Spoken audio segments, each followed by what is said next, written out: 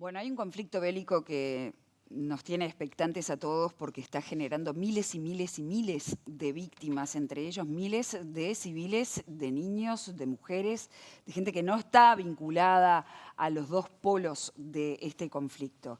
Estamos hablando del conflicto en la Franja de Gaza. Hace algunos días, de hecho, nos enterábamos de que el Gabinete de Seguridad de Israel aprobó un plan para ampliar su ofensiva militar contra Hamás, que incluye lo que considera la captura, así lo establece, de Gaza y la permanencia en su territorio.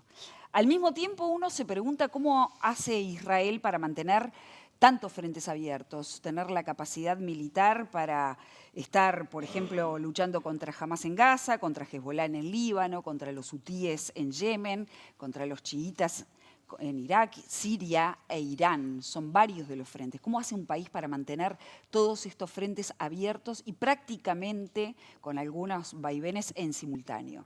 Para hablar de esto y de otros temas internacionales y poder comprender desde el punto de vista académico, con el estudio que hacen las ciencias políticas en relación a esto, es que vamos a recibir hoy a Ricardo Barbosa. ¿Saben quién es? Es licenciado en Relaciones Internacionales y Ciencias Políticas, es experto en geopolítica y docente de Teoría de las Relaciones Internacionales en la Facultad de Derecho. También fue comandante de la Compañía Reforzada Fluvial de la República Democrática del Congo entre el año 2003 y 2004, además de participar en otras misiones de paz. Bienvenido, Ricardo, qué gusto tenerte. Buenos días. Un honor. Los televidentes, Carolina, Gabriela, Diego, felicitaciones por el nuevo programa. Gracias. Y para ustedes y la producción, los mayores éxitos. Muchísimas gracias. Vamos a tener éxito en la medida de que tengamos invitados calificados como tú. Gracias. ¿Cómo hace Israel para poder mantener todos estos frentes abiertos? ¿Cómo hace un país para sostener esto? ¿Cómo hace un país? Primero, lo que hace un análisis de situación, de ventajas y desventajas. Dentro de las desventajas, vos establecés las amenazas. Dentro de las amenazas, estableces un orden de prioridad de amenazas. Después, lo que haces es lo que ahora hablan, una política pública o de largo plazo de establecer procedimientos. Y si vos ves la historia de Israel, que para muchos capaz que les sorprende, cuando Israel se independiza, prácticamente todo el equipamiento había venido de la Rusia de Stalin. En el 48 hay manifestaciones a favor de Stalin en agradecimiento a su equipamiento. Y recién en el año 73, cuando fue la guerra de Yom Kippur, ahí empezó a recibir equipamiento norteamericano. Antiguamente tenía equipamiento de Segunda Guerra y equipamiento francés. A partir del 73, Israel, después de haber tenido esa gran guerra con Egipto, establece como prioridad no ser dependiente del mundo. Entonces empieza todo un proceso de construcción de equipamiento y armamento para las situaciones que necesita el Estado de Israel. Por ejemplo, el tanque Merkava, que es el que se ve mucho últimamente, ese tanque vos no lo podés llevar a Europa porque no es sumergible, le entra agua. Lo que pasa es un tanque hecho para el desierto. Entonces, todo ese equipamiento vos lo preparás y tenés que preparar una parte principal que es toda la recolección de información de inteligencia para saber en qué situación están cada una de las amenazas que vos tenés en tu entorno. Porque vos no te olvides que cuando nace el Estado de Israel se enfrenta a 5 estados y en la Guerra de los 6 días ya se enfrenta a 4, en la Guerra del 73 se enfrenta a 3 y a partir de la Guerra del 73 y después con los cambios del 89, con la caída del muro, ya el enfrentamiento es contra grupos, no contra estados. El problema de estos grupos es que estos grupos, a partir de la guerra de Unión Soviética en Afganistán, con el apoyo de Estados Unidos, Osama Bin Laden, los mujahidines, logran derrotar a una potencia. Entonces vos combinás la posibilidad de tener armamento no sofisticado con la fe religiosa y la capacidad de recursos humanos, o sea, gente dispuesta a morir. Con eso se crea el imaginario de que se puede derrotar a cualquier potencia. Eso lo ves en el 89, después lo ves, la excusa de algunos radicales es que Occidente invade a Oriente en la guerra de Irak I, después en la guerra de Irak II y la ocupación de la OTAN en Afganistán, donde después de 20 años es otra vez derrotado por un grupo de individuos con algo de armamento y ya ahí se crea de que cualquiera puede ser derrotado a través de la fe y con algo de armamento. Y si vamos al conflicto con Gaza, sobre todo esta última escalada a partir del 7 de octubre del 23, ¿cómo analizás la estrategia que está llevando adelante Israel? Las estrategias normalmente se determinan por una decisión política. Como decía Clausewitz en 1851 en el libro de la guerra es la continuación de la política por otros medios. Entonces hay una decisión política a partir de un evento del 7 de octubre que rompe una regla principal en el Estado de Israel que la planteó Ben Gurión cuando se funda, que es un pedazo de tierra para proteger a los israelíes. Eso el 7 de octubre se rompe. Se rompe de tal manera que ustedes lo deben haber visto por los medios de comunicación, porque hubo una decisión política de Hamás de realizar un ataque para dos efectos. Uno, cortar el proceso de reconocimiento de los estados árabes del Estado de Israel, porque ya se habían firmado los acuerdos de Abraham, con 4 estados iba a venir el principal, que era Arabia Saudita, y para provocar un daño tan grande en la sociedad israelí, basado en el imaginario que las protestas en un Estado democrático quería decir partición, o como hay una referencia bíblica que después de que se constituyó el Estado de Israel bajo el rey David, a los 80 años empezó un proceso de degradación hasta que terminó. Teóricamente no, ahora estamos llevando, el Estado de Israel cumple 80 años. O sea, estaría para algunos, en su interpretación, entrando en ese proceso de degradación, y el ataque del 7 de octubre lo que buscaba era acelerar ese proceso, y un punto principal que es deteriorar la imagen internacional del Estado a través de una parte de la guerra, que es la guerra psicológica. Dentro de la guerra psicológica entra la prensa, dentro de la prensa entra lo que se llama la influencia en la opinión pública, porque la opinión pública es el que le da el voto al gobernante. Entonces el gobernante se ve obligado a reaccionar por lo que reacciona la opinión pública. En este caso vos los ves en el primer ministro británico, en el primer ministro alemán, en el primer ministro francés, en todos esos países europeos donde son estados democráticos, y el principal pilar que vos tenés que atacar si lo querés desestabilizar es la opinión pública. Entonces todo esto forma parte de eso. Es una decisión política que se usa una herramienta, en este caso la militar, para tratar de lograr el objetivo. Ahí, Ricardo, tú hablabas justamente de cómo en un momento emergen estos grupos radicales, se los conoce, digamos, son guerrillas, no tienen una estructura, digamos, muy digamos, característica de los ejércitos convencionales, que pueden derrotar una potencia global. Y ahí entra, digamos, la dimensión Hamás, ¿no? Que después de la primera intifada, más o menos, empieza a tomar fuerza en la franja de Gaza con acciones puntuales hasta que sea el 7 de octubre. Ahora, lo que siempre se dice de Hamás es que no tienen ningún tipo de prurito a la hora de poner a los civiles por delante para lograr su cometido ulterior, que es derrotar o erosionar la credibilidad de su enemigo, que es Israel. En este caso estamos viendo, ¿qué estamos viendo con Hamás? O sea, estamos viendo claramente muchas muertes de civiles y estamos viendo a Israel definiendo que va a ir más allá de lo que ha habido en su momento, que era detenerse cuando aparecían poblaciones civiles importantes. ¿Cómo se explica este cambio en la política de Israel y si tiene que ver con el 7 de octubre? A ver, los que nos dedicamos a las relaciones internacionales geopolíticas, yo por haber tenido la experiencia militar, también me dedico al análisis de conflictos que en definitiva son decisiones políticas. No hubo ningún cambio. El único cambio que hubo fue a partir del 2006, cuando Israel se enfrenta a Hezbolá y le cuesta poder avanzar dentro del sur del Líbano, y a partir de ahí cambia su doctrina de combate. Doctrina quiere decir un conjunto de reglas y normas. Pasa a un conjunto de reglas y normas donde lo que va a hacer es, cuando tiene una amenaza, la trata de sobrepasar, la trata de aniquilar, no importa cómo, así sea simétrico la relación, para después ir al lugar. Entonces, ¿a qué voy con esto? Tanto Hamás, cuando hace el 7 de octubre el ataque, como el Estado de Israel el 7 de octubre, cada uno sabía que iba a ser ocurrido el evento. Jamás sabía, porque si vos ves, a ver, el problema es el siguiente: para nuestra mentalidad nos parece horrible un montón de cosas que de repente voy a decir. Trato de ser lo más objetivo y no ser personal ni ir a ningún lado ni ninguna tendencia. ¿Por qué? Porque la interpretación que tenemos nosotros del mundo no quiere decir que todo el mundo tenga la misma interpretación. El concepto de vida no es el mismo para nosotros que para otras personas.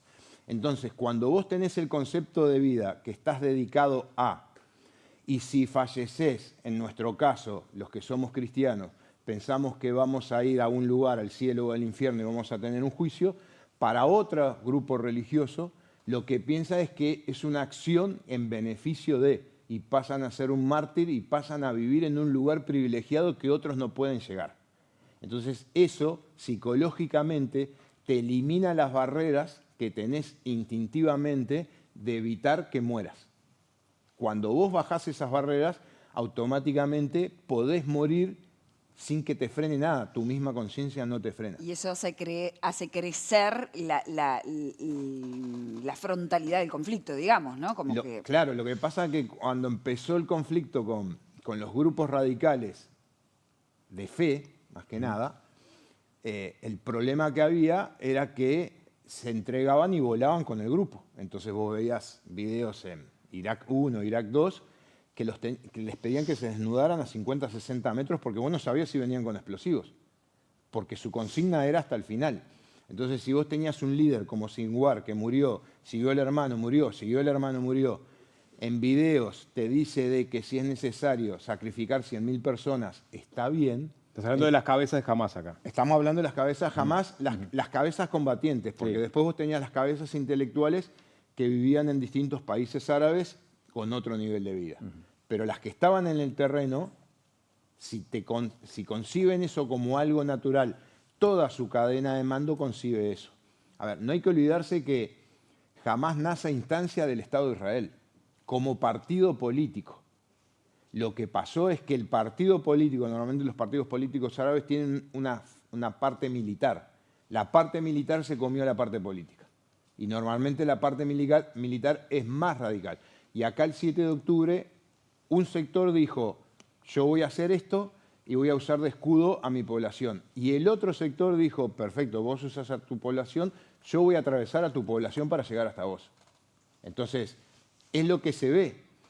La otra vez estaba escuchando en otro programa que estaban justificando el tema de genocidio porque decían que había 2,5% de muertos en Franja de Gaza. Si vos lees los conflictos, y más que nada los de Estado Islámico, que el Ejército Kurdo de Liberación, junto con Reino Unido y Estados Unidos, recuperó los terrenos por el Estado Islámico, ISIS, tiene un concepto más táctico, o sea, necesita terreno para formar el califato. Al-Qaeda tiene un concepto más estratégico, atacar los centros de poder de los imperios, las Torres Gemelas. Cuando se recuperan las ciudades de Raqqa, Al-Basur, Alepo y alguna más, los promedios de muerte, porque en esos lugares estaban los integrantes del Estado Islámico con mujeres voluntarias o secuestradas más los hijos. El promedio de muerte fue entre el 3 y el 5% de la población. Acá el Estado de Israel, por eso son los números tan grandes del costo de la guerra, está usando el 40% de armamento inteligente. ¿Para qué? Para minimizar las bajas, porque saben que es un daño en la opinión pública internacional. Entonces, tratás de minimizar. Obviamente que para el común de los ciudadanos un muerto es un muerto. Entonces no minimizás eso. Y después tenés el otro problema del manejo de la información. Si vos escuchás en los medios de prensa y hasta en los medios de prensa internacionales, antiguamente decían cifra de muertos dada por Hamás, grupo terrorista por Estados Unidos y la Unión Europea. Algunos ya no lo dicen, pero cuando te dan la cantidad de muertos, 50.000, 60.000, los que quieras, en los conflictos normalmente se hablan de combatientes y civiles. Y acá te hablan hombres, mujeres y ancianos. En Congo yo era anciano con 40 años.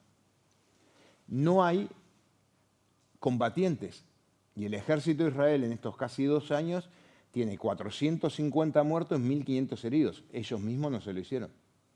O sea, ¿a qué voy? Hay un manejo de la información para minimizar los combatientes.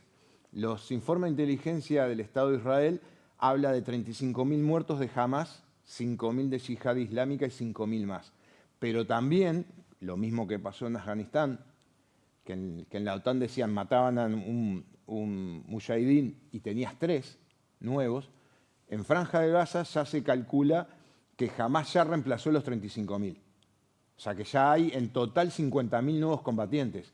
Estamos hablando de 2 millones de personas. ¿Podemos decir que 35.000 son combatientes? O ahí tenemos la gran discusión en este momento es la cantidad de civiles que están siendo asesinados producto de, Sí. de los combates, ¿no? El problema es que no tenés números, no podés confiar en quién da los números, pero cuando dan los números no aparece ningún combatiente. ¿No puedes confiar tampoco en los números que dan los organismos internacionales que están mediando? Tampoco. ¿Por qué? Porque se nutren de ellos jamás. mismos. De información local. Claro, y aparte vos tenés que la imagen de Naciones Unidas está bastante cascoteada en la Franja del Líbano por el tema de Hezbollah, en Franja de Gaza porque varios participantes de Naciones Unidas de ACNUR integraban Hamas, hubo rehenes en locales de Naciones Unidas y también Cruz Roja está bastante cuestionada. El problema que vos cuando estás en un área de misión, normalmente la organización internacional, el jefe del grupo es extranjero, pero después es población local. No importa dónde estés, cuando estuve en Camboya, en Congo, en Haití. O sea, más allá de que estén bajo el paraguas de la organización internacional, sigue siendo población local que tiene su sesgo a la hora de analizar, digamos, los Porque la efectos de mentalidad es guerra. muy sencilla. Esa organización internacional está ahora, pero no sabes si va a estar mañana. Entonces vos tenés que aprovechar a vivir y tratar de conseguir todo posible por si se van. Claro. Cuando hay una polémica que se da a nivel internacional, los gobiernos lo están sufriendo incluso con sus poblaciones.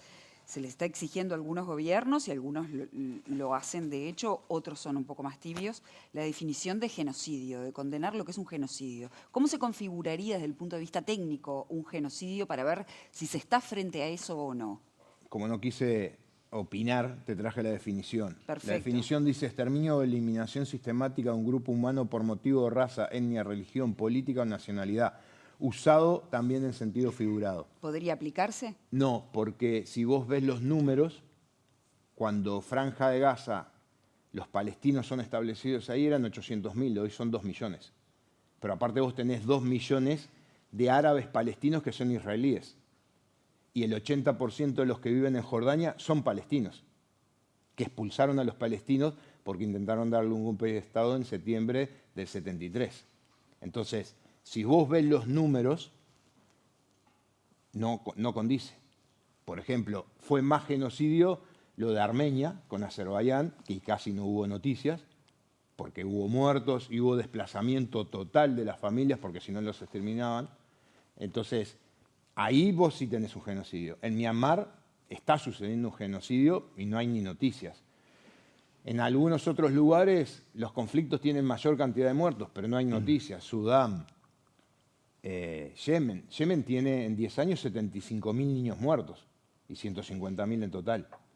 Entonces, hay una parte de hipocresía de qué selecciono para ver qué es más redituable, porque si mirás los conflictos, por ejemplo, hay una fundación, un think tank que trabaja todo el tema de conflictos de la Universidad de Sussex en Inglaterra, y los primeros conflictos vos tenés, el más riesgoso para vivir es Palestina, el segundo es Myanmar, el tercero es Siria, el cuarto es México. México tiene 120.000 desaparecidos y 60.000 muertos por año por el narcotráfico. Ricardo, ¿y cómo definiríamos entonces la situación de Gaza en este momento?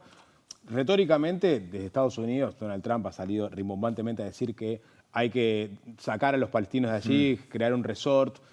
Israel dice que él va en busca de una victoria total, eso significa también... Imposible. No sé si es posible, pero en el medio estamos viendo las imágenes que nos llegan todos los días de zonas enteras absolutamente destrozadas, niños muertos, crisis humanitaria por doquier. ¿Cómo definimos la situación en Gaza en este momento?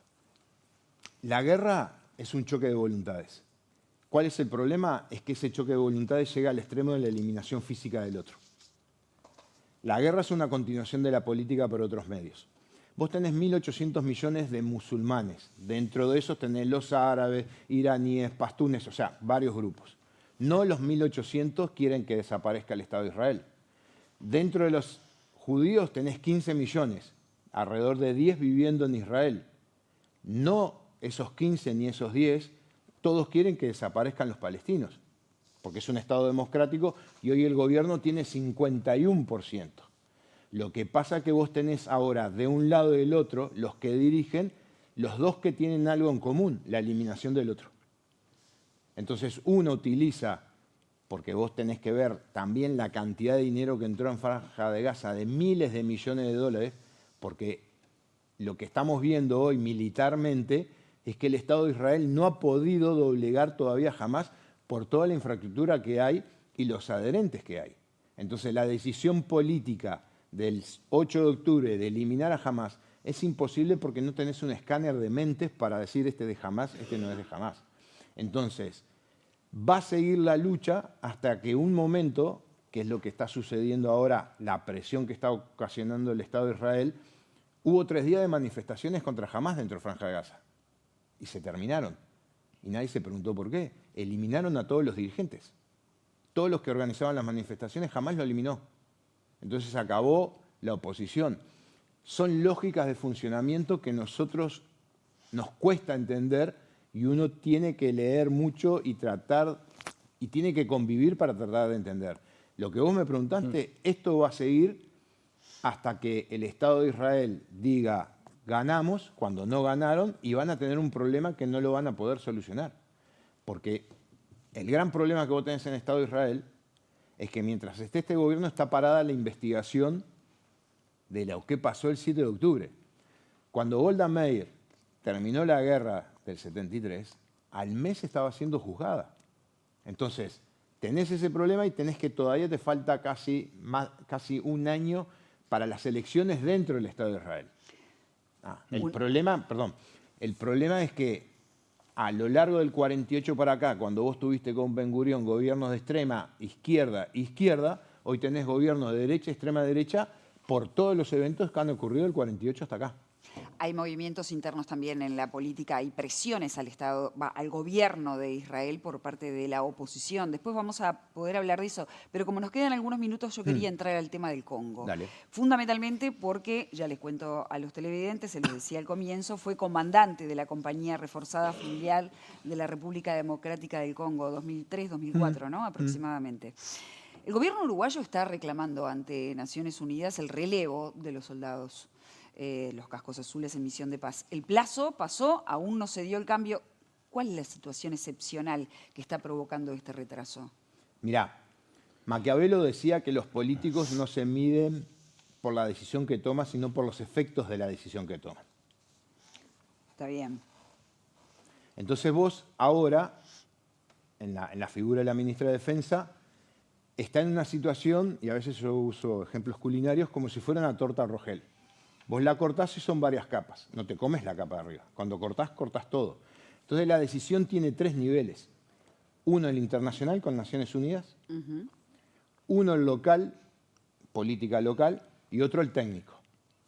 Vos cuando estás en Naciones Unidas, cuando adherís a Naciones Unidas, uno de los artículos dice que vas a colaborar con tropas para las misiones que te piden Naciones Unidas. Naciones Unidas te invita para no forzarte. Ahora, cuando te pide y te invita, te pide militares, no te pide carpinteros. Y esto es una situación militar. Vos fuiste a una situación militar. Vos mandaste militares para cumplir una función militar. Cuando ocurre un problema militar, son militares y se tendrán que quedar el tiempo que decidan. ¿Y ahí qué grado de injerencia tiene el Estado uruguayo para ponerse por encima de lo que piensa? El problema es que si el Estado uruguayo, desde mi punto de vista, empieza a presionar, ¿cuál es la imagen de las Fuerzas Armadas uruguayas? Que mandás un grupo de personas que cuando ocurre una situación complicada se quieren ir. Y si se quieren ir, los que se van, los que ya se vinieron y los que teóricamente se van a venir, van a recargar a los que quedan. Porque vos seguís funcionando allá. Y si Naciones Unidas te dice tenés que salir de patrulla, antes tenías 800 para salir de patrulla, cuando tenés 500 empezás a recargar, porque tenés las guardias, tenés que funcionar el servicio, tenés que funcionar mucha cosa. Pero la otra es la imagen que vos das, es de que mandás componentes que cuando hay un problema se te quiere ir la mitad. Ahora, ¿qué es lo que está pasando o cómo se contaría esta historia? Porque tenemos una misión ahí que lleva 25 años y el conflicto se mantiene. ¿Cuál es la situación ahí? Mirá, yo cuando fui el 2003 pensaba que la misión terminaba en el 2004 porque los acuerdos de Lusaka decían que el 2004 terminaba. Cuando estaba allá el país estaba dividido entre 4 partes y yo necesitaba un salvoconducto para circular por cada líder.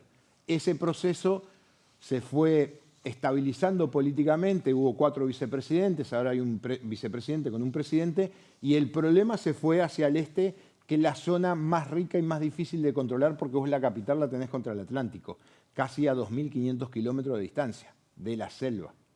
La única vía de comunicación es el río Congo, que llega hasta Kisangani, que son de la capital hasta Kisangani, son 1.100 kilómetros casi de acá a Río de Janeiro, y después tenés que hacer 400 kilómetros de selva, o una carretera que te lleva 10 días llegar. Entonces es una zona perdida, de poco control, con un gobierno con niveles de corrupción muy altos.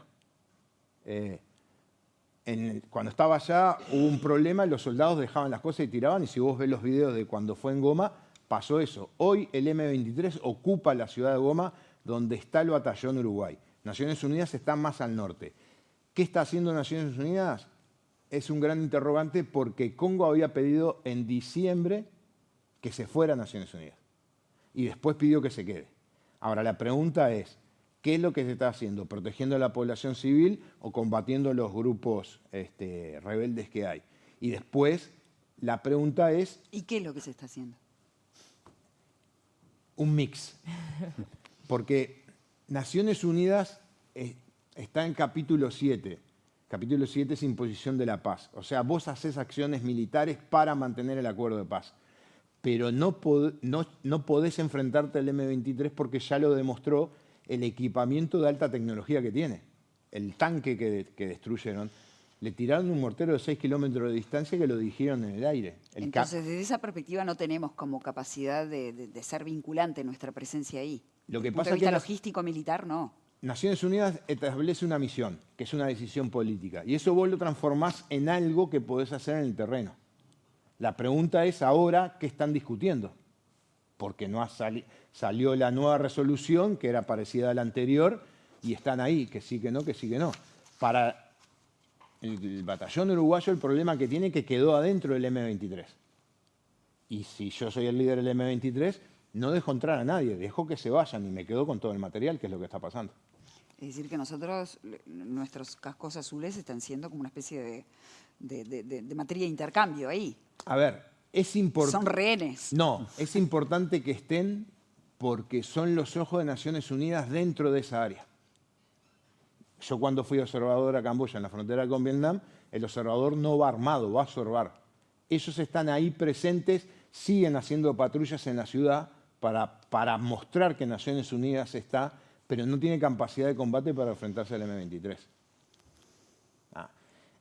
El problema es la decisión del Estado en su política exterior, qué es lo que quiere hacer. Tiene que definir qué es lo que quiere hacer. Para mí tienen que seguir participando, tienen que seguir colaborando, porque en mi historia he sido soldado del imperio, mercenario, contratista, me han titulado de todo. Pero lo que tengo claro es que cuando vos estás en una zona de misión de paz, la gente te agradece porque se despierta viva el otro día porque vos estás. Esa es la realidad. Entonces, en Congo el estar le salva la vida a mucha gente que está en una situación incómoda, por supuesto que sí, pero son militares. El militar nunca va a pasar bien. Es una casualidad que pase bien. Lo normal es que pase mal. Ricardo Barbosa, gracias, No, gracias por haber a ustedes, venido espero esta haber sido mañana a útil. la televisión pública. Por favor, gracias. Un placer. Nos queda